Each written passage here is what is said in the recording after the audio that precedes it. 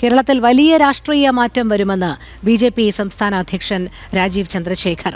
മലയാളികൾക്ക് വേണം വികസനം, അഴിമതിരഹിത ഭരണം.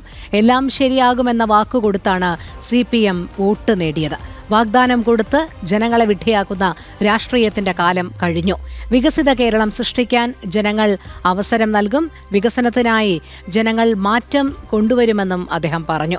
ബീഹാറിൽ കണ്ടത് ആത്മാർത്ഥമായി പ്രവർത്തിച്ച സർക്കാരിനുള്ള അംഗീകാരമാണെന്നും രാജീവ് ചന്ദ്രശേഖർ കൂട്ടിച്ചേർത്തു. ജനങ്ങൾ, മലയാളി ആരാണെങ്കിലും ഈ സംസ്ഥാനത്തെ 3.5 കോടി ജനങ്ങൾ, അവരുടെ അവകാശമാണ് വികസനം. അവർക്കും വേണം അഴിമതിരഹിത ഭരണം. അവർക്കും വേണം ജനങ്ങളെ പ്രശ്നങ്ങൾ പരിഹരിക്കുന്ന ഒരു ഭരണം. ഇതുവരെ കിട്ടിയിട്ടില്ല. എല്ലാം ശരിയാവുമെന്ന് പറഞ്ഞ വാഗ്ദാനം കൊടുത്തിട്ടാണ് വോട്ട് നേടിയത് CPM. അതിനു മുമ്പ് ഗരീബി ഹട്ടാവെന്ന് പറഞ്ഞ് വാഗ്ദാനം കൊടുത്ത് വോട്ട് നേടി കോൺഗ്രസ്. വാഗ്ദാനം കൊടുത്ത് ജനങ്ങളെ വിഡ്ഢിയാക്കുന്ന വോട്ട് ബാങ്ക് രാഷ്ട്രീയത്തിന് സമയം കഴിഞ്ഞു.